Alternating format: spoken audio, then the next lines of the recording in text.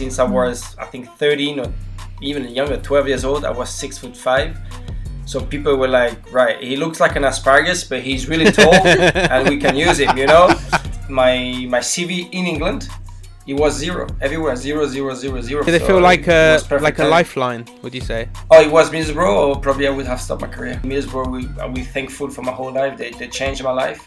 They changed my career. So they said to me, look, you have no future at the club. In Switzerland, no clubs wanted me. You're sat there telling them this. They're going to judge me off this one thing that I said ages ago. We are losing. I was like, yeah, I know, but look at this. This is unbelievable. Do you think there's a difference in playing as a goalkeeper in the Championship as opposed to like a League Two?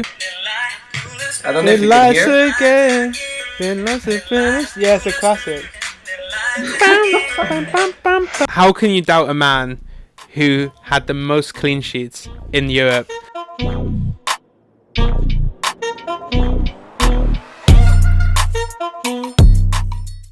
Hello and welcome to another episode of the Footy Forum. And yeah, we're joined by a guest today, our first ever goalkeeper on the episode, Jayson Leutwiler. How did I do? Perfect. I got that it. Sounds perfect to me. Sweet. Okay. Nice.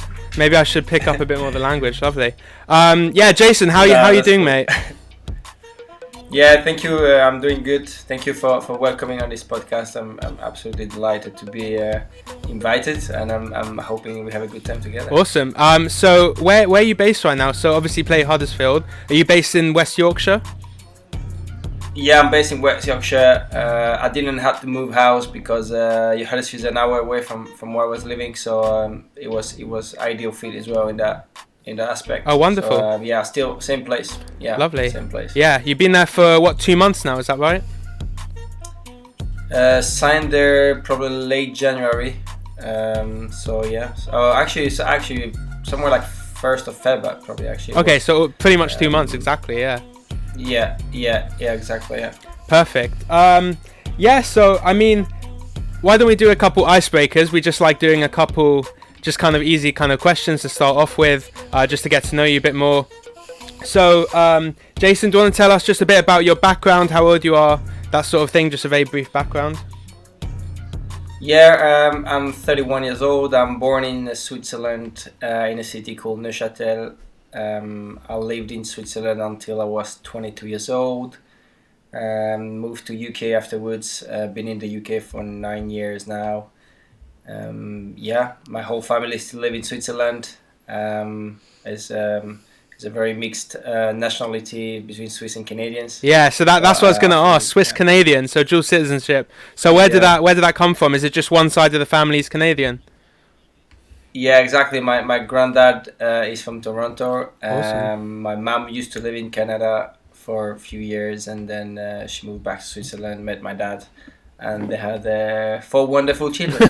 So this is the story. Yeah, so I mean, yeah, same thing for me, because I'm from the UK, but I'm half Canadian because my dad, and it's really easy to pass on the passport for Canada, I find, right? So. Yeah, well, it was. I think I don't want to say any lies here, but I think you can only jump a generation. So my mom is 50% of, like, let's say blood-wise, I'm 25%. I think from what I've heard, I could not give to my kids. Oh, so it stops there. Passport. Interesting. Yeah, I think so. Yeah. Look at that. When you get to getting educated, 25%, I think that's it. Okay, interesting. I'm telling this is something I've heard about it, and I have a few discussions with my mom, and she said, I think you won't be able to give it further to your kids because unless you get married to another Canadian woman whatsoever. Yeah. But like that would be another story then. But like if I want it now, I don't think I could. Interesting. Okay, I didn't know that. That's cool. So yeah, I mean, a couple other things, like growing up, did you have like a role model that like kind of either a goalkeeper, maybe a player growing up that you kind of watched on TV, idolized? Yeah, sure. I used to like a lot Van der Sar, Edwin Van der Sar, who was playing for Man United. Yeah. And then, of course, when you're a really young kid, your role model sometimes your own parents or your dad, and then you grow and then you see some other stuff. But I think once I think was YouTube or things started, a bit internet, I got more into it. Okay. And you had the opportunity to watch like back stuff back. Yeah. Before it was really difficult, unless you were watching TV 24/7, it was really difficult to catch up stuff. So yeah, I would say Edwin van der Sar. Awesome. And so a non-related football question that we like to ask again, just to get to know you a bit. So if you could introduce one law, what would it be?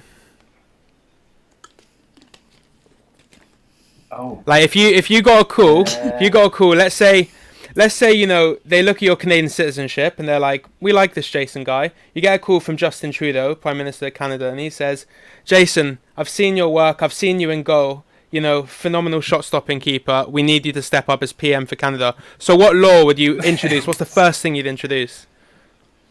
Do you know, I've always been a big fan of when I move to a country, you should speak the language of the country. So I moved to UK, I learned the language, and you should be able to talk in a right way. Same when you go to Switzerland or any country you go to Germany, you should be able to learn and speak German once you are there. Like acclimate to the culture of the country. You know what? I'll tell you what, Jayson.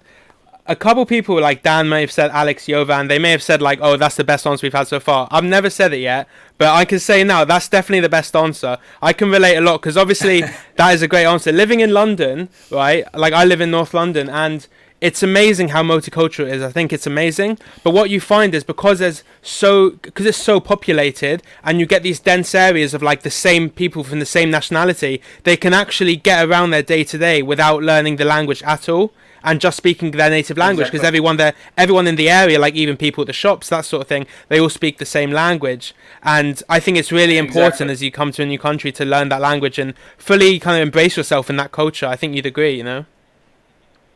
Yeah, I think it's a good one, you know. You can call the Canadian Federation, and I will introduce that. Yeah, no, definitely, I like that. So, yeah, Dan, I think he'd find it funny if I tell him. I think he'd find it funny. Everyone finds it funny. Yeah, go on, mate. It's no different to any of... Oh, shut up. Okay, basically... Yeah, just tell him. So basically, when we... No, wait. Shall I tell you why this is wrong? Is because these guests don't know me, yeah?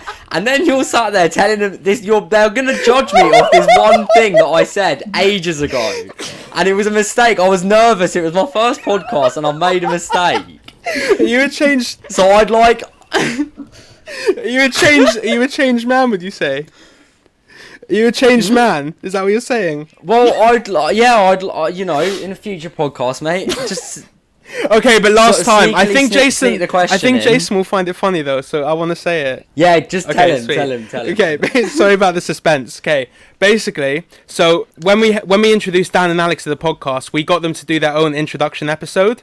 And we do the same sort of thing we do with a guest for that episode, like, you know, some icebreaker questions and things like that. So we asked Dan the same question, and he said that he would allow people to rob stores for one day. Like, basically a purge, but for robbery.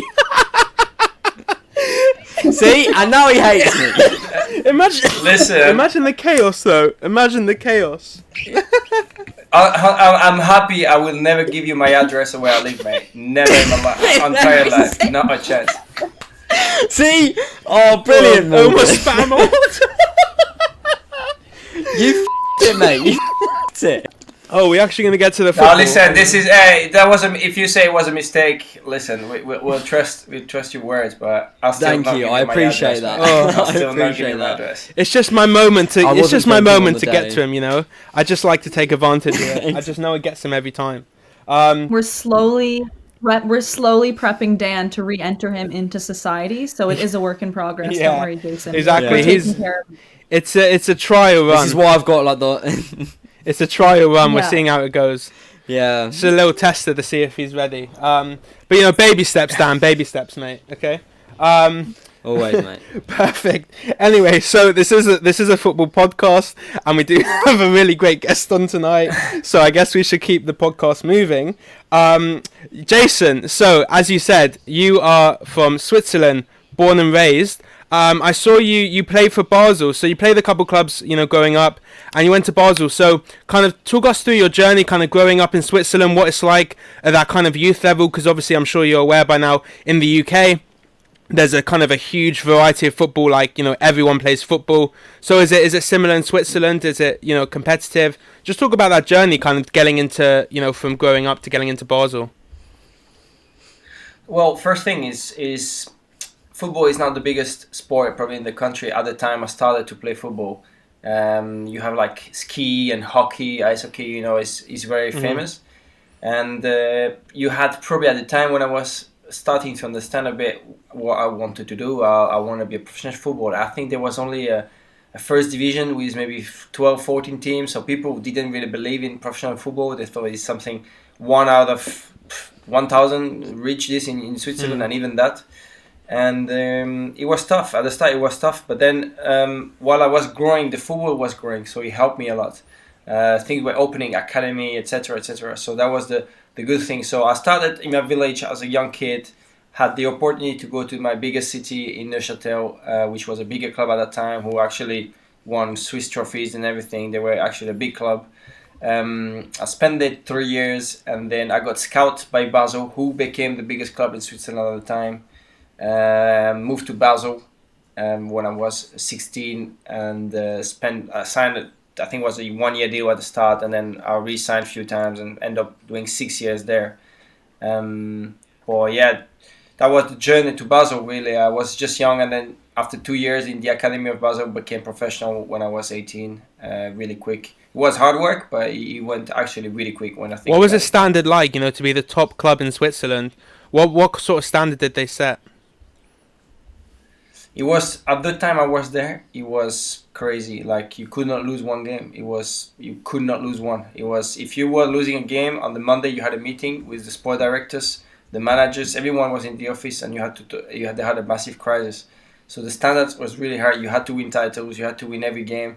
The mentality of the youth academy to the first team was the same. Really? Things have changed over the years. When I went on loan and came back, within 12 to 18 months, the sport director left, some manager left, and the standards went completely, like the respect of players onto the sport director changed as well and stuff like this. And within 12 to 18 months, the club started to really struggle to get results from the youth academy, and we used to have the best players, and it was difficult to attract new players and kind of lose, you know, that how you say that, not that famous, but like that power.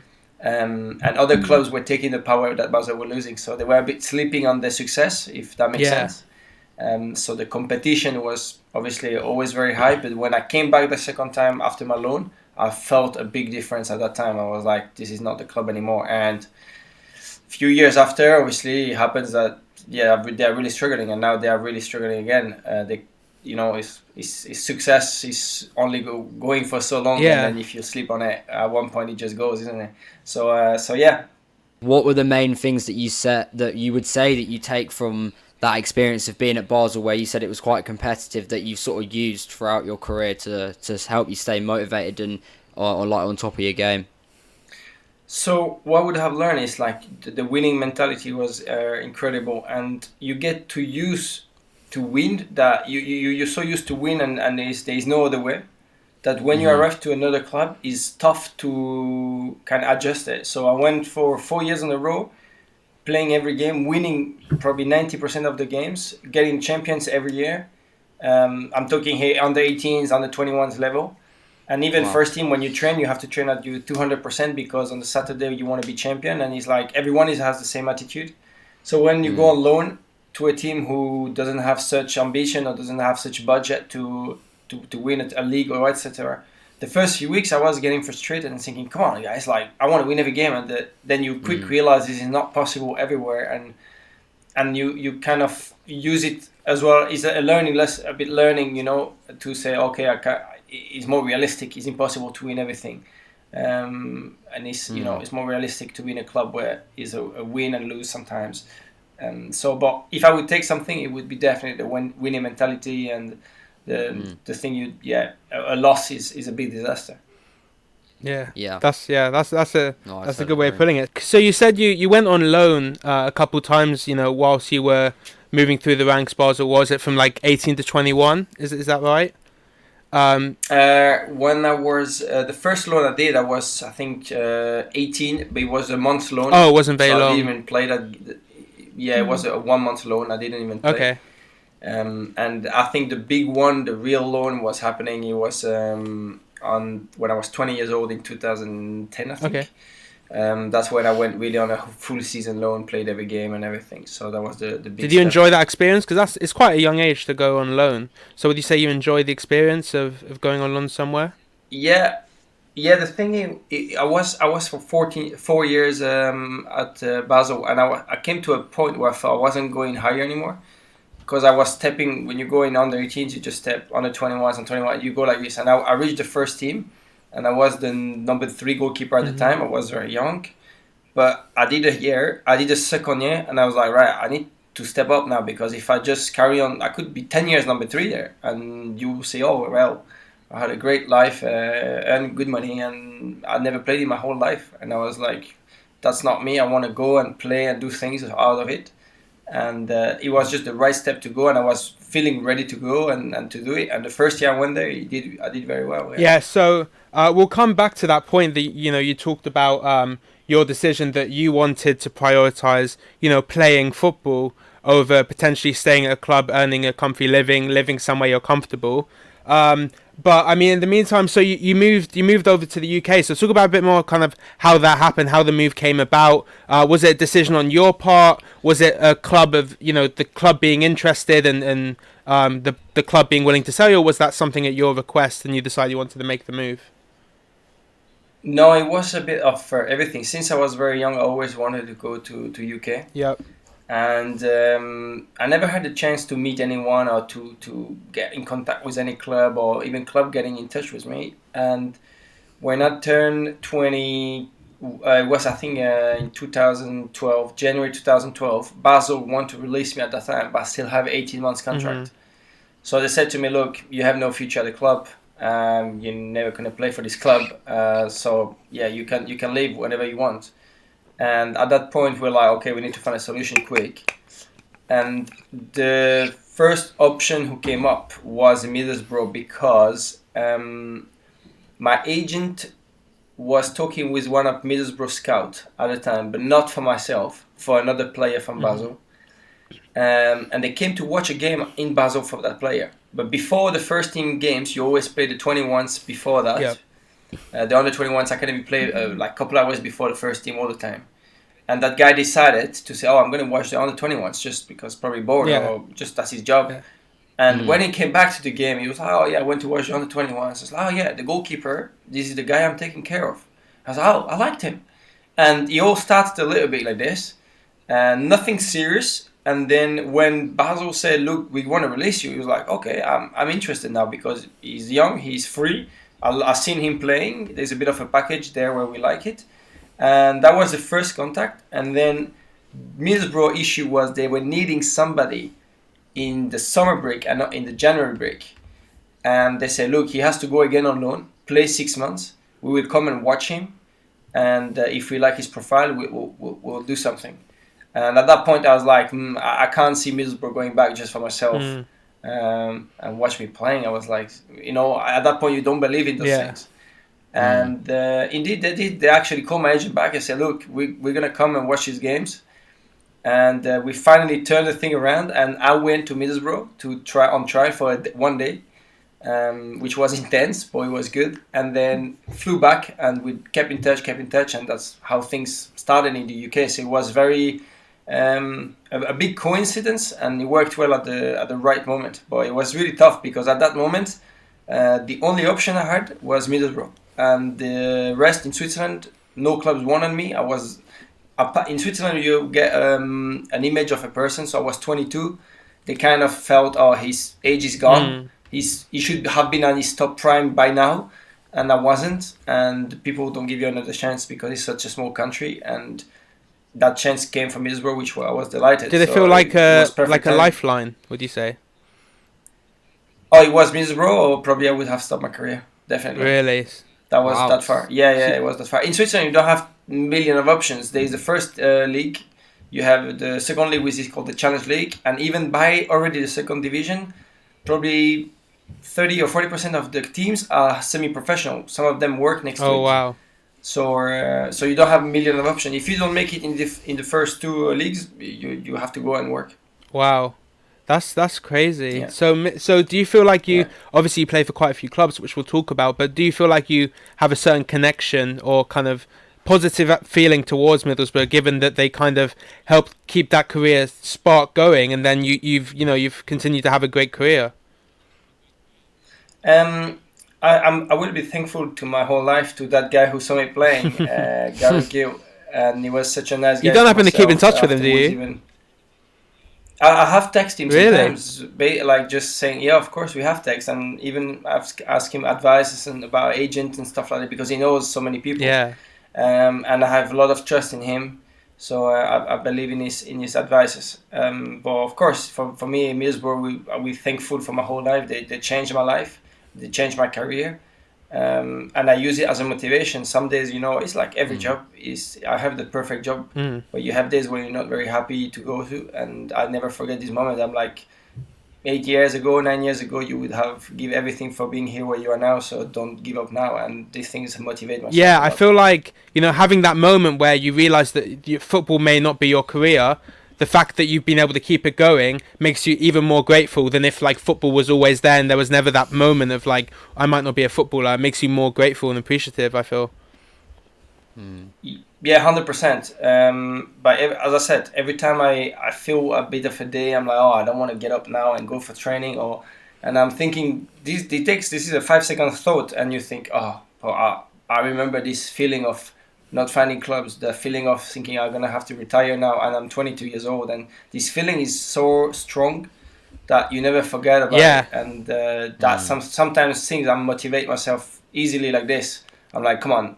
You don't want this being the result now, and I use it as a motivation. Yeah, 10 years and it's still just like that, just is right there. Yeah, Of that course. says everything. All the time. So let's talk more about England. So you came over to England and you were at Middlesbrough for a bit, and then you've kind of move around. So kind of filling the gap there. Just talk about kind of that journey, playing for different clubs, and the successes you've had. But also, as you were saying, like that adjustment to going from playing for a team with like expectation to be champions every year to competing for teams who may not have that goal or at the beginning, obviously the ambition, but not the realistic goal at the beginning of the season to be champions, or maybe even we'll try sneak into playoffs if we can, like different expectations. Yeah, so that's what I mean. So the journey after Middlesbrough, the problem I had is when I came to England, it was like a reset button. So I arrived there and people were like, who is this guy? How many games did he play? Where did he come from? People were questioning a lot.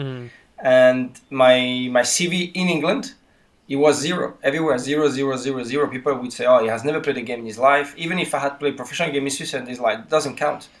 We're talking English football here. It has to be English football. And I had to make my way from the bottom again. So I was like, I'm going to do it.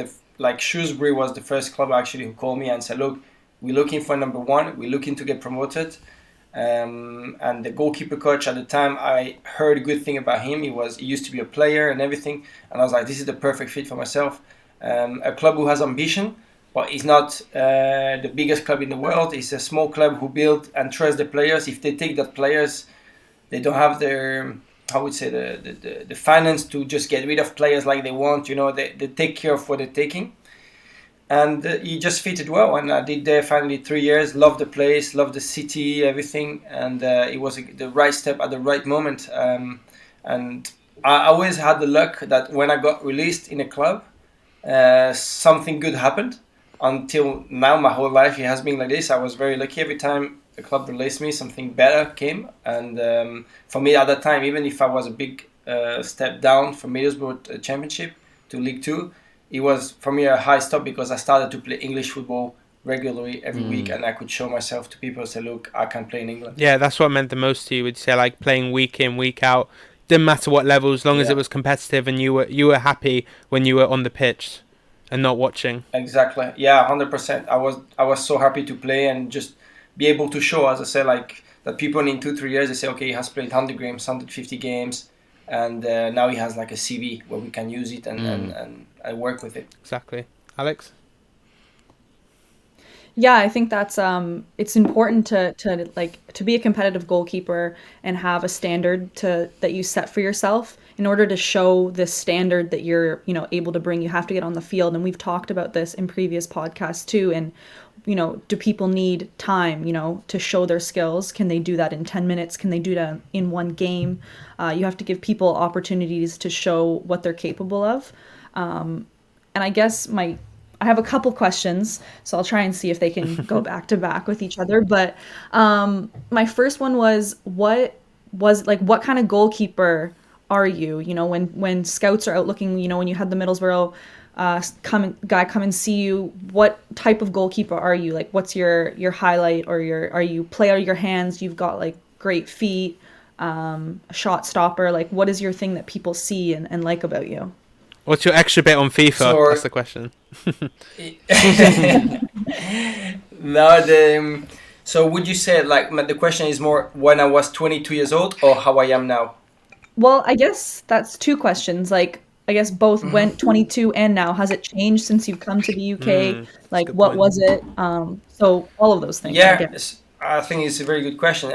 Actually, it's funny because my game has changed so much over the past 12 years of my career. When I watch back games on my first loan, and I'm like, I would never do this again now. Like, I would never go there or like do these things. So you obviously, I think, through the age, through the career, you kind of settle a little bit. You're not so crazy anymore. You think twice. And as attribute, one thing who has always worked for me was my height. Since I was, I think, 13 or even younger, 12 years old, I was 6'5". So people were like, right, he looks like an asparagus, but he's really tall and we can use him, Nothing was working, I was just tall and just skinny, and people were just like, this. We know that if we give him time, his body's going to develop and he's going to, Did they ever try to feed you a basketball? No, but I loved it. I used to play a lot at home. Can imagine. So it was because I was so tall. You kind of adapt to sports that you think, oh, I could be good at this because I'm so tall, and you kind of started playing. But yeah, football was definitely the thing.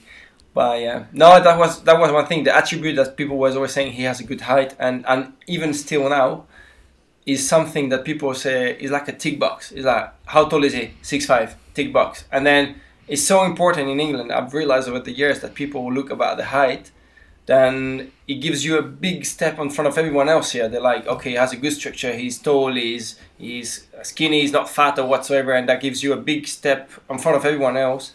And then they will check your ability, how good, of course, you are with your hands, your feet, etc. But I would say during my career, my height was definitely my biggest ability. And now I would say my biggest ability is my consistency of games. I've changed so much over the years. I became a more reliable person. So you play me 45 games and I will do 40 games brilliant, 2 okay, and 3 not great, And people are looking sometimes more for reliability than actually just be like, oh, this guy made an amazing save, but just behind made a mistake. For them, it's unreliable, and you never know where to stand with people like that. So I think I built it with the age, as I said before, and I think as experience games, more games you play, better you become normally. Yeah, Alex, before you ask the other question, I was going to say, I think it's interesting because people may look at that consistency and say, oh, that's great because he's consistent, we can rely on him if we need to bring him on and stuff. But you're saying, no, I want to be that guy on the pitch, playing those games. I know I'm reliable, but I want to be played every game because I am reliable, not, oh, he's reliable, so I want to bring him on from the bench and know he's going to do a good job, right? Yeah, it has happened in clubs. It has happened in 2 clubs. In this one now and in Blackburn, that obviously for them, I am not a comfortable player, but they know, okay, if anything happened, we know we can play him. He has played, 250 games in his career. He has seen every league, and just not the Premier League, but seen every league in England. And it's kind of a skill as well to say, all right, I'm able to play every week. And I'm also able to be as a number 2 or number 3 or number 4 or whatsoever at the edge you are. And you think, in the future it can work well.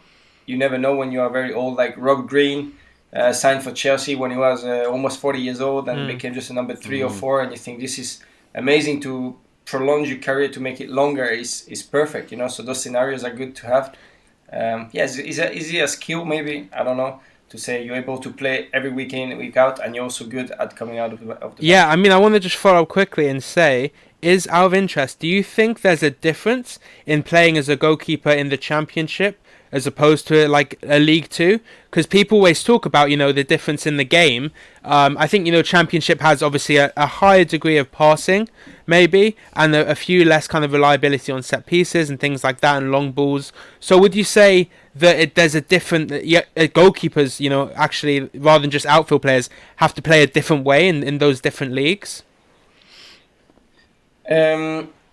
Players probably, and goalkeepers, I think you have to adjust. I've realized it's kind of a level. Is when I play with in League Two, it was every week is like intense tackle, cross, long balls. Is just a battle. Yeah. When you go to League One, there's a bit more quality. It becomes more a bit of a mix between playing football and a battle. Mm-hmm. And then you go to Championship, you play more football again. You get just a couple of teams trying to be a battle teams. And I suppose in the Premier League, then it's only teams who plays proper football. I just realized the intensity goes lower, higher I go. So in League Two and League One, the concentration level has to be like 90 minutes. You need to be full on. And I felt when you go to Championship, the games I've played or everything, I felt, it's more relaxed. There's less going on, or there's less crossing. There's less long balls. You have less things to do. Obviously, your concentration has to be high as well, but the tasks you have to make during the game are way less than in League One. So it could be more enjoyable playing in League One or League Two. Interesting. If you play with a good team, yes. If you play with a poor team, then you might have a bad time. Yeah, true. No, I think League One and Championship, I felt the most comfortable in these two leagues. Championship probably the most comfortable. Unfortunately, I never really had the chance to prove my point over a whole season, and yeah, I'm working on it. Awesome. Alex, go on. Yeah, no, I mean, I don't know if you feel the same way, and it kind of sounds like you do a bit, but the way that we're coaching in Canada is to introduce the goalkeeper, like we look at it as a whole 11, and we're looking at it as the goalkeeper is a field player. And a lot of times there was this understanding in Canada that there's 10 players on the field and the goalkeeper's there to just take care of the breakdown or take care of the mess. And now we're like really trying to create this environment where the goalkeeper needs to be part of the attack, needs to be part of the play, needs to control it. And they're kind of the first person that sees everything that's happening. So whenever any kind of attacking or defensive transition happens in those moments, like the goalkeeper is the voice that's guiding people to set accordingly. And I can kind of see like it makes sense as you're moving up in the Championship too. And it also probably helps with that idea of getting your maturity, because if you're going to rely on that person to be controlling everything from the back, they need to understand the game. They need to have a calmness and a confidence and a maturity about them. And I think that's just the direction that football's going, is they're expecting, goalkeepers to have this like mature control from the back. And so, I mean, it seems like that's going to work in your favor tremendously to keep moving up and keep getting game time, because it seems like that's what they're requiring of goalkeepers. So I think that's good for you as a plus. But my second question was, again, like working, being in that competitive environment that you were in Switzerland and then having to switch to a completely different environment in the UK. Is there stuff that you do personally to get yourself prepared for those moments? Do you have like a pregame ritual or just something like that gets you in the zone? Because it's a different approach to the game sometimes when you're having to go and do that goalkeeper warm up or whatever it is, or you have to get yourself into a different mindset. So yeah, do you have any pregame rituals, any like, I don't know, superstitions that you do or just stuff you do to get yourself prepped for the game? No, I think every goalkeeper will have some stuff, or probably actually even every players will have some kind of a routine. Their difficulty in those moments is to think it's a routine and not a superstition, because superstition can become a weakness. Yes. And I think this is the very fine margin to say, right, I don't know, let's say I eat chicken before the game, but if I eat pasta, it works as well. I prefer chicken because it makes me feel confident, but if I have pasta one day, it's not going to change my whole Yeah. performance. So I think this is the thing. Like I have small routines, small stuff I'm doing, but I was very focused onto it when I was younger. To make myself feel is definitely because you miss confidence in yourself. You don't believe so much in yourself, so you kind of hold on to small things. It can be silly things like the left socks has to be that way or the right socks has to be this way, and you think this is gonna make me feel unbelievable. I will be able to play well now, and I think you just hold on to things that to make you feel confident. And I the same. I think with the years, then later, you obviously understand that it's not the case that socks gonna change your performance, makes you feel better, but it's not, the key to the success. So I think, of course, I still have routine. I still have little things I do to make me feel it's a game time. I worked for many years, and I'm still working for many years as a mental coach in Switzerland. And those things helps. They give you tricks and strategies to help you to get into the zone under pressure, etc. So it's very interesting. Awesome. Go on, Dan. I have a really quick question. Sorry, just what? It's a bit of a weird one. I've never asked it on the podcast to players before because I've only just thought of it. I think it's quite creative. Do you have a go-to music song that you use to sort of pump yourself up? We need to ask this more. This should be an icebreaker question. I like. See? Yeah, sick. Look at me, mate. I back that. So only one song for one. If the one I would keep repeating before. Yeah, if you had to choose one sort of motivational song. No, I actually go with the trend. So, for example, if a new song comes up and I'm like, this is giving motivation now, I would listen to this. I would abuse of the song and I would listen and listen until I get almost sick of it. Yeah, and then I'm like you, mate. that'd be the song I use for every games and even trainings or in the car in the morning. I'd be like, this is my motivation music. And then after 2 months, a new song comes up. I'm like, this is better, and then I use this one. So you basically rinse it. That's called rinsing it.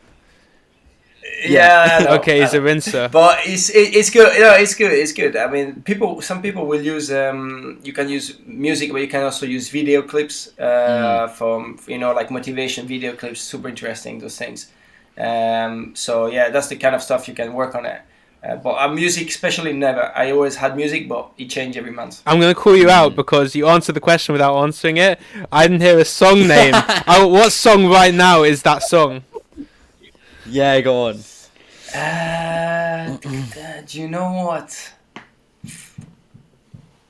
Oh my god, I could not tell you one. Probably Ariana Grande. Let me check on my.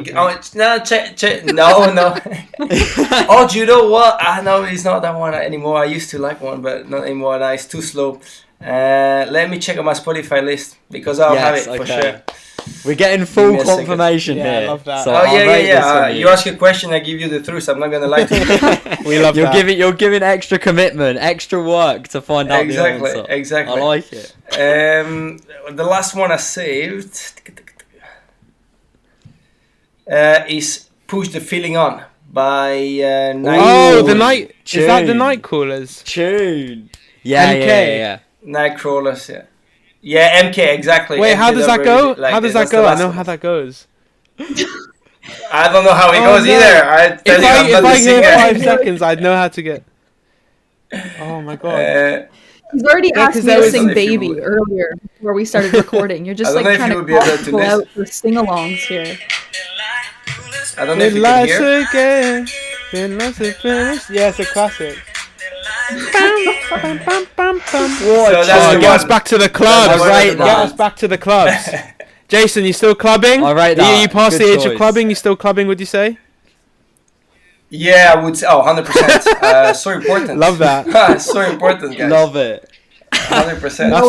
Always with moderation, but always party. Nice, I love that. Yeah. Work hard, play hard, right? That's how it's gotta be. Exactly. Okay. Exactly. Work hard through the season and off season. Enjoy. Yes, sir. Yes, sir. Preach. My song was "Lose Yourself." Lose Yourself. Eminem. That's a classic. That's a classic. It's an oldie but a goodie. I remember my grandma was in the car with me one time, and I was like, "There's gonna be swear words, so just plug your ears." But we're 5 minutes and 35 seconds from the pitch, and it has to go on. So just deal with it. That's facts. That's facts, though. That's cool. You know what Amazing. pisses me off? Yeah. That's The people who like say like they really know that song. They're like, "Oh, I love that song," and then they just go, "Mom, spaghetti." It's like, no, you know one line of the song. Like, check yourself, dude. Like, go look in the mirror and just have a quick refresh, because like that's just one line. Okay, sorry, I just had to get that out when I had the chance, because that chance will never Okay. come up again on this podcast.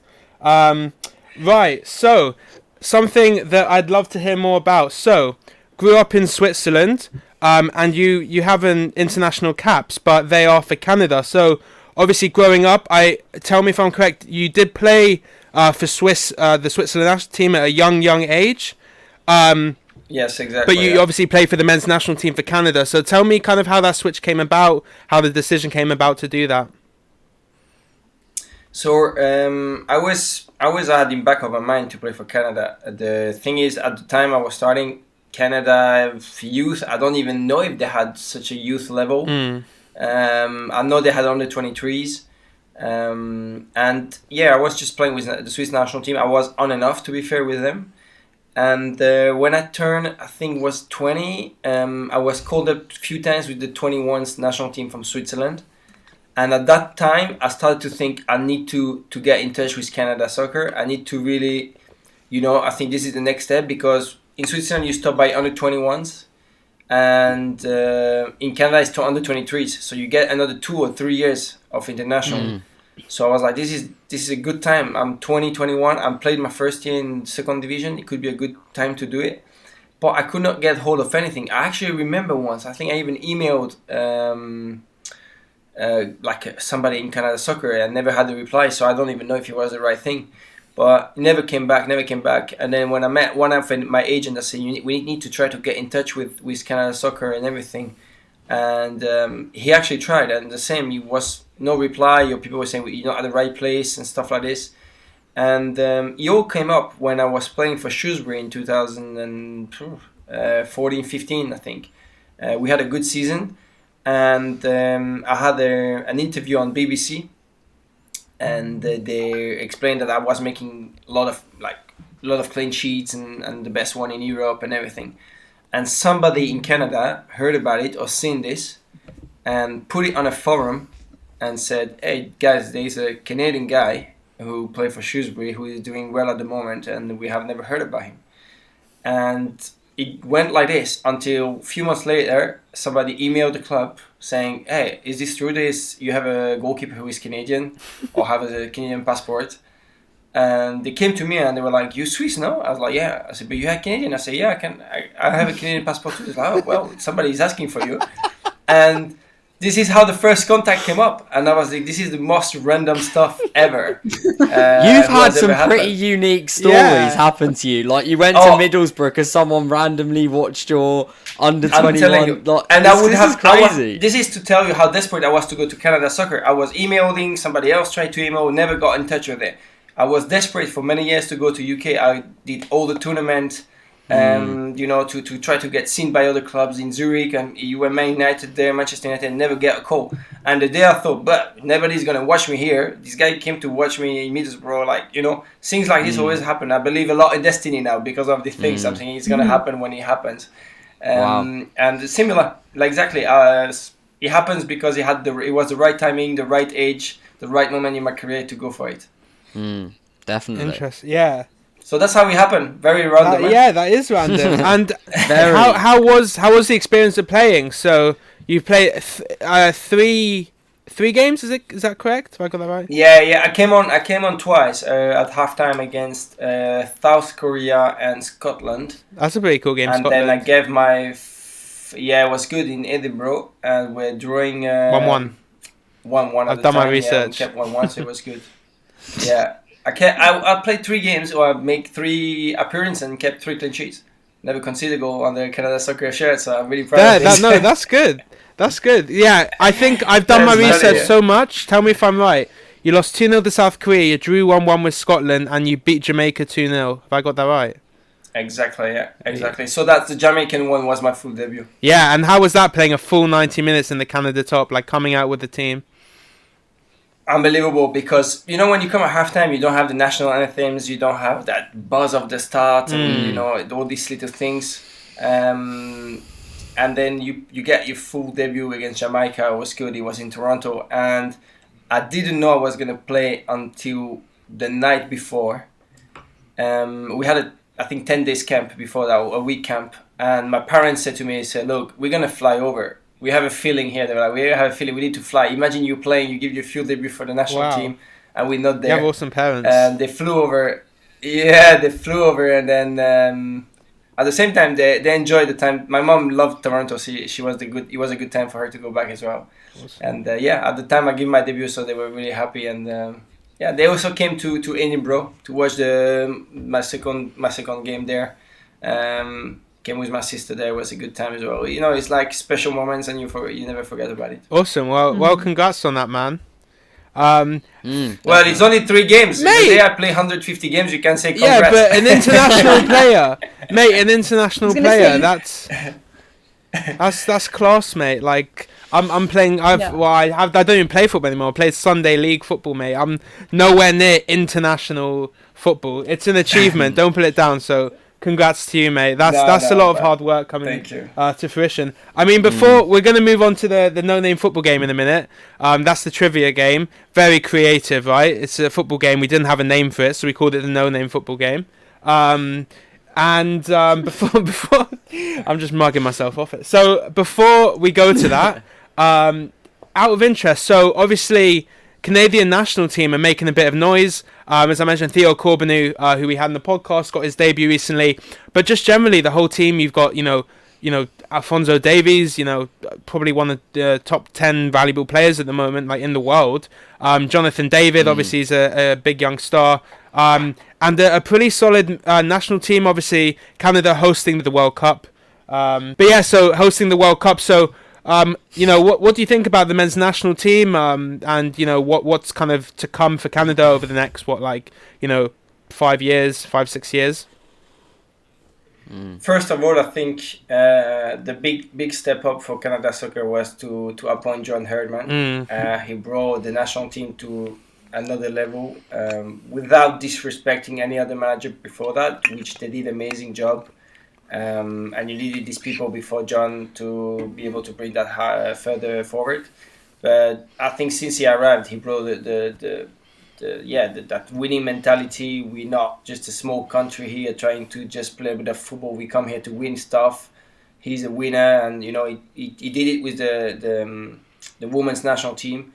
And when he came in the first time, I was thinking, my God, if everything he says is gonna happen, or we're gonna be that successful, I was like, this guy is gonna have some hell of a respect from people here. And it worked really well. Obviously, we really wanted to win or actually even just be on the final in the Gold Cup 2019, I think it was. And we didn't make it, but I think it was a good lesson for everyone. Maybe it was too early to be too successful, if that makes sense. Sometimes you need a bit of a step back to be more successful later on. And he brought I think he brought the country to another level, and people haven't realized this probably yet, and really will realize this only in a few years' time. If he one day has to leave, they will realize the chance he had, the country had to have such a manager. Yeah, it's exciting for sure. So we'll see if they can make Qatar. It'd be awesome if we see them in Qatar, even if if they just play the three games, it'd just be awesome to see them there. Exactly. And then, who knows what they could do come 2026 when you've got some of these young stars in their prime and upcoming players as well, like, 16 to 18. That class is looking very, very strong. And they'll also be kind of like, mid to early 20s as well. So it could be a very strong side, come 2026. So it's exciting. Speaking, go on. Sorry about this. I think for Qatar is a good mix at the moment. I think you have the experience from big players like Hutchinson or Arfield or Boyan or like this, and even myself. I will include myself not because of my experience, just because of my age. But we are all coming to a point where we are more close to our end of the career than our start, and we all know this is kind of a last shot for every one of us who wants to be one time involved in the World Cup. And I think that brings the standards much higher. It's not like you're a young team and you're like, guys, if we don't make it this time, we can make it in 4 years' time. We actually be better. Yeah. And we are like kind of in that in-between situation where if we don't go to the World Cup, there'll be not 1 or 2 players leaving. There'll be like 5, 6, 7, 8, maybe 10 players who will say, right, I'm retiring now because I will, in 4 years' time, I'll be like somewhere 37. I will never be playing at that level. And I think this is the good thing for the Canada soccer is like they are player of a certain age with amazing experience playing at the high level, and they are desperate to go with Canada to the World Cup. And it gives you it might give you the extra bit to get qualified, the extra bit to win a game, to say, hey, this is my last chance, this is your last chance, so you have to take it. There's no tomorrow. And I think that's the thing who might give us that extra push to qualify for the World Cup. And then the young players, as you mentioned, they all come up now. It's like, I call it a bit like wild sheep. They come here and they do everything you need. And then you have the big guys who are helping and trying to keep focus on the target. So you think they're ready for battle soon? I've never seen someone come on and is so confident about Canada in 2022, making the World Cup. I'd say you're the most optimistic. There's no other options for myself. If I have to speak for myself. Okay, gotcha. Yeah. Yeah, so you want to. So if I have to speak for if I have to speak for myself, I would say there's only one way, and I will try to do everything to be involved in that team. Yeah. And I think I'm not the only one in that situation. Actually, I think there's a few of us in that situation. And of course, you have to be believing in yourself. When we went to the Gold Cup 2019, we believed we were going to be to the final. We're like, this is going to happen for sure. And I think if you go in that mentality, you give yourself a big chance to win something. Because if you go there and just say, oh, you're going to go there and just participate, you're never going to win anything. So I think that's of a John Herdman mentality to say you have to go there and trust yourself. We have good players. We have a good group now. There is no excuse. It's not a small Canada soccer. No, we are becoming a nation. It'll take time, but he'll take a lot of time. And if it shouldn't happen in Qatar, then we cannot make everything asking questions again. You have to go again until you become successful. Yeah, would you say you've made great mentality? Would you say you've made quite a few friends on the national team, through being in the national team? Yes, actually a lot. A lot is a big name, but a few big number. But I did, of course, a few friends. I'm keeping in touch all the time, like Max Crepeau, the Vancouver keeper, or Samuel Piet, Montreal player. They are definitely the two I'm keeping the most in touch with. On Instagram you comment everyone's story or post, and it's kind of keeping in touch nowadays. But definitely the two ones I'm talking most is definitely Sam Piet and Max Crepeau. Awesome. They are my two French speakers. So, nice. We like to hang around. Awesome. It's a shame Jovan wasn't here because he loves talking about John Herman and everything he's done for the national team on the women's side and the men's side. So it's a shame he's not here because he'd definitely be picking your brain even more about that. But without further ado, let's get to my favourite bit of the episodes. So it is time for the no-name football game.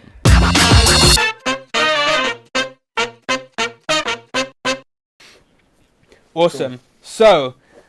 So basically, usually, it's a shame, again, Jovan, who's not here, he usually does the commentary because he has an amazing commentator's voice. He's very good at doing, kind of that FIFA commentator.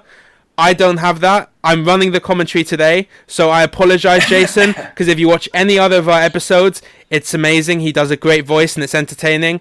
I'm just gonna sound like an idiot if I do that. So I'm just gonna go with your regular Morgan voice. Maybe this can be my audition for Sky Sports or something. Because I'll never do the commentary again. Awesome. So, Dan, over to you, mate. You're running the game. So we're going to jump into the first half of the no-name football game. I think we're going to start off with Jason. You start off with the ball. So you have the option to give it to your right back, your centre back, or your left back. Okay, so what position would before you like you do that, I'm just going to make sure I've got the answer. Okay, yep, I've got the answer. So Jason, yep, got it. Whenever you're ready. I play 4-4-2, no? Yeah, 4-3-3. So we kind of combine the centre backs together. So you can play it to, you just say centre backs or left back or right back. 4-3-3. Yeah, okay. Right, I'll play it to the right centre back. The right centre back. Right centre back. Immediate heavy press from Alex. They've gone full press. Am I watching Leeds United here or something? They've gone full press and a chance for an early interception. Right, Jason. So you're already kind of stuck in there, mate. So we're gonna ask you a question here. Very simple. So if Alex intercepts the ball here, then when your strikers have the ball, it's a goal scoring chance. So to avoid that, and let's try keep this going. I'm gonna test you on your amazing season at Shrewsbury. Probably would you say one of your best seasons you've had in your career? Statistically, in terms of enjoyment, just out of interest.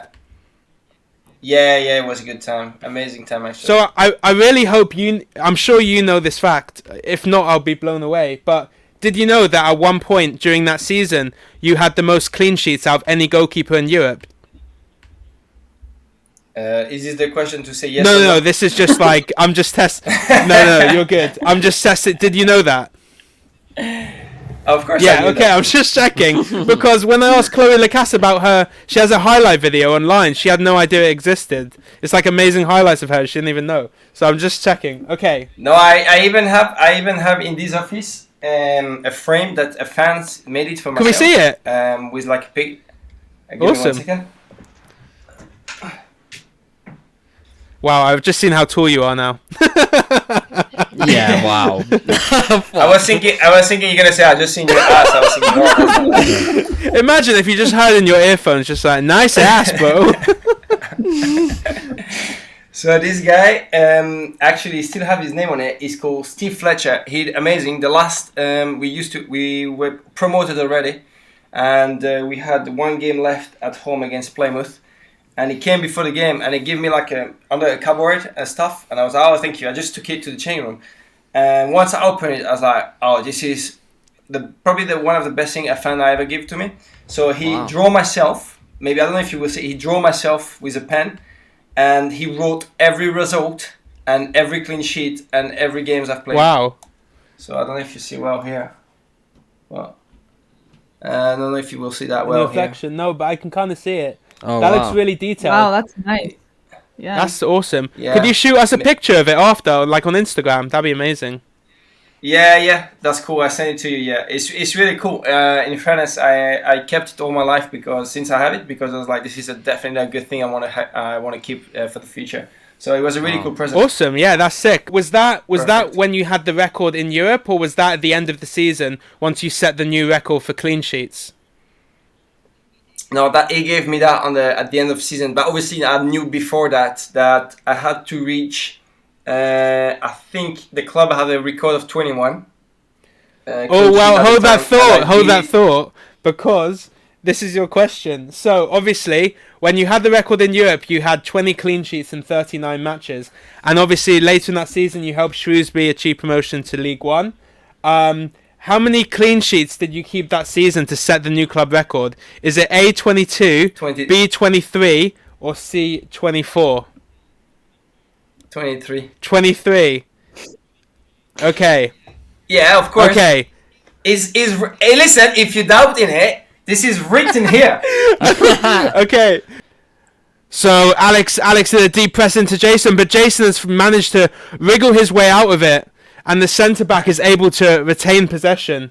So we continue to move on, Jayson. I think that was a warm-up question, okay? That's just a warning of what can happen if you're a bit lazy in defence.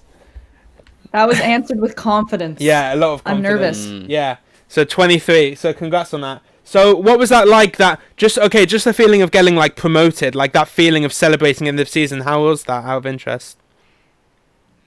I was promoted in Switzerland before that. I got promoted after at Blackburn as well without playing much. And probably that promotion was the one I really felt I contributed the most. I remember being exhausted the day we got promoted in Cheltenham. I remember being like, almost on the floor and be like, what's going on here? Like, I'm dead. And it was just the pressure of the 40 or 50 games. I think played in total 52 games with the cup that year. See so many games, and you just is one target. You will live with the pressure without realizing anymore. And the day it happens, I was like on the floor, like on sitting in my chair, and be like, oh my god, what's going on? Like I'm dead. And I was just like delighted and super happy what happened to my life at that time. And that's the only time I've really had that feeling of feeling like, oh, I've contributed for something so hard. You know, sometimes you see people when they win medals and they cry and stuff like this. I think everyone reacts differently, but I think at that time I was like, oh my God, I think I could understand why they went so much through and they had to cry when they win the gold medal. I didn't cry, but it was a similar feeling where you just like everything goes at one point. Yeah, well, I mean, like I'm a Leeds fan, so so seeing you at Huddersfield, it's a bit hard because I'm a Leeds fan. But anyway, when Leeds got promoted from League One back into the Championship against Bristol Rovers, I mean, that stadium on the final day when we won, I mean, the atmosphere was just insane. So even at a smaller ground, I mean, it must have been crazy. No, Leeds, I got a small story, so you're gonna be happy. Happy. We played Blackburn against Leeds in Elland Road, and we are leading 2-1. In the 89th minute, is Charlie Murgrew who scored a goal, and our keeper even ran to the other side of the pitch. Was celebrating on the bench. We're like, this is like 3 minutes extra time. Worst case scenario, we take a draw against the leader, and 90, I think 4th or 5th minute, they scored a 3-2. They actually win the game, turn the game around within 2-3 minutes. I think I remember that. The stadium was rocking. Yeah. I could not, I was a Blackburn fan, and I was like, "Oh my God, this is amazing!" And I was like, we are losing." I was like, "Yeah, I know, but look at this is unbelievable." and because at that point is your football passion comes over your everything else. You're like, "Oh my God, this is like incredible!" And sometimes we speak with other players or staff and like that, and we say, "Do you remember that day?" And they're like, "Oh my God, that place was rocking." Players, fans were running on the pitch. It was like carnage for 2-3 minutes, and we're like, what the hell is going on here? And it was pure passion of football. And at that time, you don't say, oh, I'm a Leeds fan, I'm this fan. You're like, this is just football. This is why I love the game, and this is why I love England for that. Nowhere else you will live something like this. Yeah. I totally agree with that. Jason, my friend, can I just get confirmation that like Leeds fans are one of the best fans in the country? Surely. The best, I don't know, but they are up there definitely. Like when you play, I played the derby with Middlesbrough in Leeds, and I actually played that. I came on that game, and it was actually my last game for Middlesbrough. So I don't know if it's a good or bad thing, but at that time it was a good thing, and the atmosphere was incredible. And every time I've been in Leeds is unbelievable. There's some good place in England to play. Like atmosphere wise, I think there's a few stadiums who give that atmosphere, even if it's not full. You have that buzz, and it's a good place to play. Like I always like to play in Portsmouth when Fratton Park, League One, League Two. This stadium are rocking. Like honestly, they are a good place to play football. There's a few like that. Yeah, England. Definitely. Right, so let's get back to the game, but that was really interesting. So your centre backs have the ball now, so you can go straight into the centre mid. You can go right mid or left mid. Sorry, Dan, I can't take you a bit there, mate, but... I'm going diagonal on the left midfielder. Ooh. Left midfielder. Unfortunately, yet again, Alex is hungry for this ball because she's put you under pressure again. And she's got yet another chance for an interception. You just can't get down the pitch, mate. Now we see why you're a goalkeeper, because that's where the ball belongs by the looks of it. Okay, so here's your next question. Which European Championship saw Switzerland get past the group stages for the first time in their history? Was it A, 2008, when obviously Switzerland were co-host with Austria? Is it B, Poland, Ukraine in 2012? Or was it C, France in 2016? It was against Ukraine. That was the Euro or the World Cup? European Championship. The first time they got past the group stages and into the quarters. Do you follow the Swiss national team as a fan? Yeah, I would have say it was against Ukraine in they passed the group, and then they played their last 16 against Ukraine. Do you remember which? And they lost in the penalty, and I even think I know the last one. Do you remember which year it was though? These are the years that like which championship? Tell me the years again, sorry everybody. It's not 2000. So it's Switzerland 2008 when they were co-host, and then 2012 it was in Poland and Ukraine, and then in 2016 it was in France. So they played Ukraine, but which championship was it? That must have been 2008 then. 2008 in Switzerland. Final answer. Yeah, You're locking it in. They passed the group stage. Okay. She tried once and was unsuccessful. She tries again, and yet she's been able to read him. And Alex has taken over possession. And now Alex, right midfielder, has the ball. Jason, it was France 2016. Of course, yes, because you know what? I'm so stupid. I remember when they played in Switzerland, we always say it's a disaster because they didn't pass the group stage, and Austria did. Oh, gotcha. Yeah, I wanted that she get the ball. It's not fair that I play only my game. Okay, Dan, you're up, mate. Love it. Yeah, so it's with Alex's right mid. Where do you think she's gonna go? Right. Okay. Right side striker or left side? She goes right striker. Right striker. 4-3-3 she plays. Right striker. So right winger. Yeah, I'll tell you a little secret about Alex, Jason. She loves her target man. So Alex has popped it straight into the striker, who's been able to bring it down. And now an early scoring chance for Alex. Really strong performance there from Alex. And Jason's crumbling, but now we get to test his goalkeeping ability. So You gotta get a clean sheet. I'm expecting a clean sheet in this here. You're the first goalkeeper to come on. So. Pressure. This is pressure. Okay, so here's your question. So are you aware of the Canadian legend Patrick Onstad? Just the name, yeah. So he currently holds the record for the most clean sheets for the men's national team. However, Red Star Belgrade keeper, I think you mentioned him earlier, Milan Borjan, if I've pronounced that correctly. So he's closed the gap to single figures. But how many clean sheets is he away from setting the new record? Is it A, 2, B, 5, or C, 8? I'll tell you that Patrick holds the record with 23 clean sheets, if that helps at all. So is it A2, B5, or C8? But why playing with the national team, not playing with the club? Yes, national team clean sheets. So the record set by Patrick Onstad. He played for a very long time. Yeah. 23 clean sheets. So how many away is he from selling the new clean sheet? So to getting to 24 clean sheets. So is it 2, 5, or 8? No, it's not 8. I'll say we'd be 2 or 5 because I remember we had a talk about this. Okay, so he's gone for the 50-50. I'm going for 2 because they have made a couple of clean sheets last year and 2 years ago. 2 years ago. Sorry, last year was nothing happening, but 2 years ago we played a lot of games and they were just like clean sheet on the row. So I'll go for 2. How can you doubt a man who had the most clean sheets in Europe? Alex looks to whips into the top corner. Outstanding save from Jayson Leutwiler. Amazing save as he pops it out the top corner. Not only pokes it, but he grabs it with both hands. Phenomenal save. Contender for save of the season. Look at that. Under pressure, he thrives. Wonderful. Yeah, correct answer. He's only 2 clean sheets away. Unlucky, Alex. I feel like you haven't had your lucky break. But yeah, great save, Jason. So your goalkeeper now has the ball. So I think before half time we have a chance for one more attack. So let's try this again. Your last attack didn't go very well. So let me just make sure I've got my answer from Alex. Dan, do you want to take over just quickly?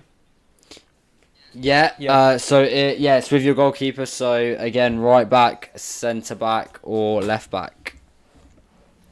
I play to the right centre back again. This time, as Jason looks to go back to the same player, Alex presses the right back. She presses to her left. So finally, a chance to move the ball forward. Okay, Dan. So midfielders now. So right mid, centre mid, or left-sided centre mid. Right mid. Oh wait. She hadn't sent the answer yet. I was gonna. Okay, my bad. So. You know what? For your slowness, Alex, I'm going to give Jason the free pass. So, Jason pops out wide to the right-hand side. I want answers in. Okay, before we do it, Alex, let's get it in. It's in. Look at that. Shockingness. Okay. What's it? Okay, so that's your perspective. Okay, got it. So, Jason, where are we going? So, obviously... Right striker. So to the right winger. So you've got 3. So you're saying to the right winger. Yeah. Exactly. Okay. So Jason looks to carry on down the right hand side, but unfortunately Alex has read it. She's read it all. You got that far, but unfortunately not to the striker, as there's now a chance for an interception. So if you want that goal scoring chance, you've got to answer another question correctly. Thank God we had a lot of questions ready here. Okay. So your question is this: who is the only goalkeeper to have ever won the Golden Ball at a World Cup? Is it A, Iker Casillas? Is it B, Manuel Neuer? Is it C, Oliver Kahn? Or is it D, Gianluigi Buffon? The Golden Boot. The Golden Ball. Imagine if a goalkeeper won the Golden Boot. I was That's gonna what say. I thought you said at first. That would be... Did I? Maybe I did. Who knows? Maybe mate. Who knows? But yeah. No. So the Golden Ball.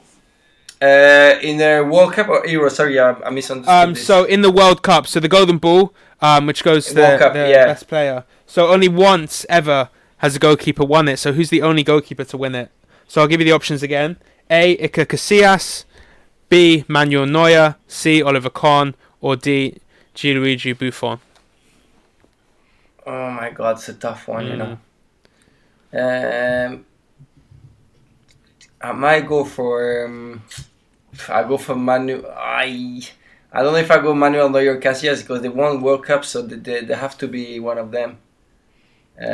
Buffon, yeah, no, I'm going for Casillas. I used to like him a lot, and my girlfriend loves him, so I'm going for Will it pay Casillas. dividends? So as Jason's looked to stick it down the right hand side, Alex has read it beautifully, being able to cut out the play and take control of possession. Unfortunately, the correct answer was Oliver Kahn. Yeah, 2002 in Korea. 2002. Yeah, I was probably... I don't know if I think 2006 was my first World Cup. Because I always remember Trinidad and Tobago in the group, so... 2002 in Korea, they went to the final against Brazil. Ronaldo scored and Oliver Kahn made a mistake. Oh, really? On the But final was he day. very good through the Yeah, competition? yeah. Unbelievable. Unbelievable. Fair. So, unfortunately, we don't get the goal scoring chance, and the half-time whistle goes. So we're at half-time. So, Jason, how do you feel? Obviously, yet to get a chance, but obviously pulled off that phenomenal save halfway through the half. I think she read my game really well. I'm actually wondering if there's a little bit of delay on her answers, and I would like to have more confirmation from you first before I talk. Wow. But I'm very This is happy the with. best I'm I've very ever happy. done on defense. Yeah, she's never done this well. Her debut wasn't so great. No. I'm very happy to do 0-0. Yeah, you should be. But we need a stronger second half. But before we get to the second half, so I mean, really, just to round off, I've had a lot of fun. I think this has been a really fun podcast. I think it's been interesting. You've shared some really interesting stories with us. I guess what does the future look like? So as you said, you've got a few years left in you for sure. But so I mean, kind of moving forward. Are you thinking of maybe moving down the league to maybe just get more match time, play another full season like a Shrewsbury, or are you kind of enjoying kind of being called on at this age? Being a bit older now, and also I'm interested. So national team, any plans to play for national team? As you said, Qatar's your last chance. So kind of where are you with those plans? And living in England, kind of long term, do you see yourself staying here or maybe moving back to Switzerland? So for answering your first question, I feel I need to play, and actually answering your first and your second question, if I want to be able to play for my national team, I have to get consistent games and play full seasons, and that will be my only chance to be able to be involved in Qatar 2022. And of course, so next summer or next year, club has to be a club that wants to play me and is ready to get me as a number one. And long term, of course, England. I've been here for like 9 years. Gonna be almost 10, and I like the country a lot. We speak a lot with my girlfriend about it all the time, saying where we're gonna live in the future. Yeah. But at the moment, we love it. It's you always think like my girlfriend is from Spain, right? And we always say we're gonna go and live in Spain. But Oh, we wow. also know there is not only good thing. There is not only sun and food there, and we know there is also other thing. It's harder to get jobs, etc. So we know that England give us that opportunity to have both of us a great job. We have a good lifestyle, and I think the day it happened, the day we think, okay, it's time for me to stop my career. Maybe it will be to see, okay, what are we doing now? But we're quite easy. We don't have kids at the moment, so those things helps a little bit. To be You have a flexible. pet? Did I see a pet? Or did I make that up? Yeah, I have a dog. How is he? She? Bob. Bob. Is he quite young or Oh. He's, Bob? Never Never had a dog called Bob. Right, this is another funny story. I can tell you. We were looking for a name for a dog, and I love Bob Marley as a singer, the music he does, everything. This is my music for the Sunday morning for years. I listen to this. And we love the movie Minions, who has a little minion, so he's called Bob. And he's like the cutest ever. So we're like, yeah, exactly. So we're like, listen, this is Bob Marley. I love Bob Marley, Bob. And then she was like, yeah, and I love Bob from Minions. So we're like, okay, this is Bob. And then that's how we came That's up sick. to Bob. I love Bob that story. I love. Nice. Yeah, awesome. And then so you think in Spain? Okay, interesting. So before we kind of let you get off, probably to sleep at this time of night, let's see what happens in the second half here. So it is time for the second half of the No Name Football game. Okay, so I think Alex is gonna hang around, but I think Dan, we're gonna have to sub you in, mate. We're gonna have to. We've never. Yes, mate. We've had a halftime substitution before in the middle of an episode, but we've never had it in the middle of the No Name Football game. So this is gonna be interesting. So Dan, welcome to the game. So I'm gonna have to take over everything here. Okay. So we've subbed in Dan. So Dan, you got to post in the group, mate. Your goalkeeper has the ball. So before I ask okay. Jason- Oh, I'm really unprepared. Yeah. Wow. Get in, mate. Let's do this. Welcome to an amateur podcast, Jason. Unprepared, unprepared substitutes. This is the opposite of Jason. Jason's ready to go, mate. It's just embarrassing. Now he really is judging you. So you're pressing. So Jason, where are you pressing? I'm pressing his left back. So he's my right. Okay. Yeah. So Jason looks to go left, but Daniel looks to go right. So Daniel starting off the attack here as the ball goes to the right back. So Dan, quickly, let's go. Next answer in. Perfect. Jason, where are we pressing? Centre midfield. Centre midfield. So Jason looks to go central, but Dan's looked beyond that. He's looked to switch the play. So it goes out to the left midfielder. Oh, Jason, are we going to need another miraculous save here? Okay. So, final, where are we going? Can we stop a goal scoring opportunity? I'm going to the striker, midfield striker. Into the striker. So third time lucky as he puts some pressure on, and now there's a chance for an interception as the ball's gone loose. So let's see what we got here, Jason. Okay. This I like this question. So here's your question: how many goalkeepers have scored in the Premier League since the Premier League began in 1992-93? How many goalkeepers have scored in the Premier League? Is it A, 1? Is it B, 3? Or C, 5? So do any moments come to mind specifically? Timo Ward, Schmeichel, I think Brad Friedel, and then surely there's another one. So I would go for 5. 5. So Jason's defender's given a little elbow on the back, and the ball's gone loose, and he's managed to regain possession. Huge interception there. Gives the goalkeeper a bit longer to rest. So, like championship football. Okay. So, chance to go forward now. So now, Jason, Dan, can I get your answer in? ASAP, mate. Oh my god. On it like a car bonnet. There we go, big man. Come on. Sweet. Okay, so Dan's answer. So, Jason, where are we going? Into the midfielders.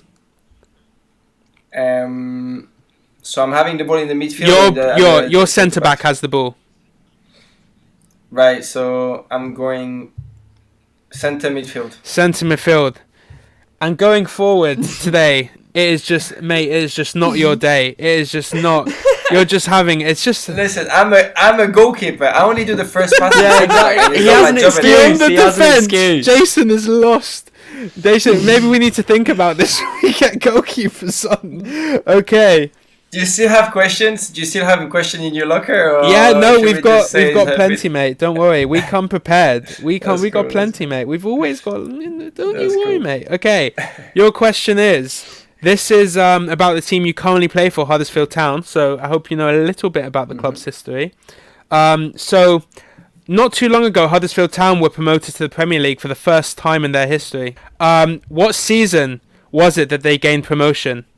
Was it A, 2014-2015? Was it B, 2016-2017? Or was it C, 2018-2019? So let me think. You said 116-17. Yes, B was 2016-2017. Yeah, I think it's that one. Because they stayed 2 years in the Prem and then they got relegated. Okay, he's brushed up on his history, and it's definitely helped him as a centre midfielder gets to the ball first. So, Jason, we're getting closer again. So we almost got to the striker. So can we get a goal-scoring chance here to take the lead? I'm just gonna make sure Dan sent his answer in. I don't think you have, Dan. No. Mate, what planet are you on right now? Okay, I'm going centre midfield. so your centre midfielder has the ball. So now you're playing into the strikers. Oh, press Yeah, forward, chance to score so here. I'm going straight to striker. Straight to striker.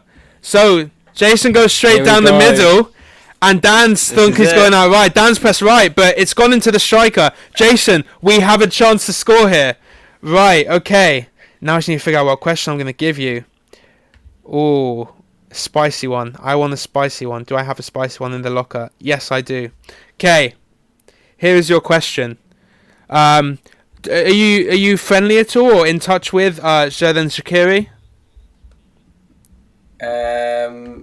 No, in touch is a big name or big word, but I You've seen him around. truly believe if I meet him, he would definitely stop and Friendly. say hi Okay, to me. perfect, lovely. Okay, so in 2012, as you know, he made a quite shocking move from Inter Milan to Stoke City. Definitely an interesting move, caught a lot of attention at the time. And that was a record fee for Stoke City. So question to you is, what was that fee? Was it A, 12 million, B, 22 million, or C, 32 million? Wow. What are you thinking?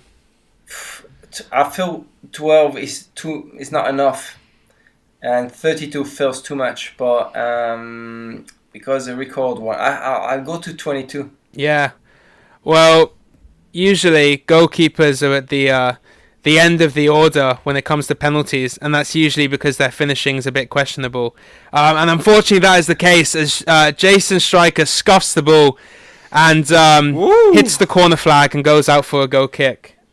Right, so I think final attack here. So Jason, if we're going to get a win here and get a goal in this game, you've got to intercept the ball from Dan here. So Dan's goalkeeper has the ball. Dan, send in the answer. Okay, Jason, where are you going? Left centre back. Left centre back. There we go. Wow, put the pressure on immediately.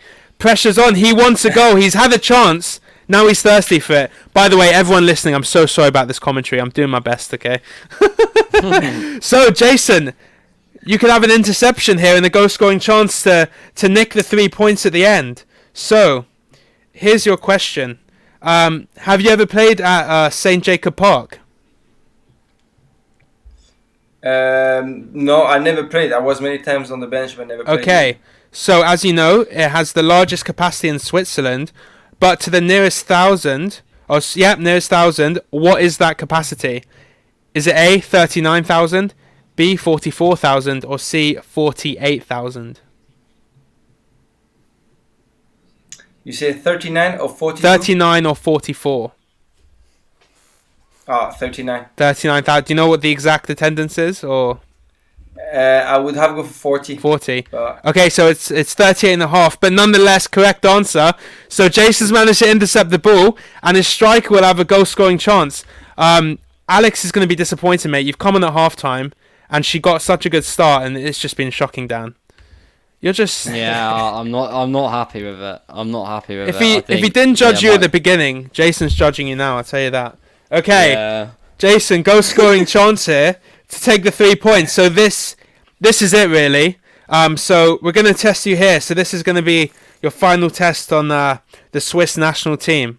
So who is the all-time top goal scorer for the Swiss national team? Is it A? I'm gonna do my best here. Andre Abeglen.